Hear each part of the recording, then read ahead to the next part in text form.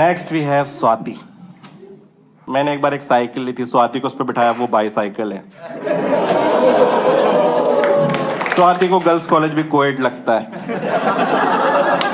स्वाति दिल्ली की बसेस में सफर करती है क्योंकि फ्री में सफर करने मिलता है और बंदियां भी ताड़ने मिलती हैं। बड़ा अच्छा सीन हो जाता है बस में ना कि कंडक्टर और स्वाति एक ही लड़की को ताड़ रहे हैं। कोई भी शादीशुदा आदमी ऐसे इग्नोर करना है इसको वैसे।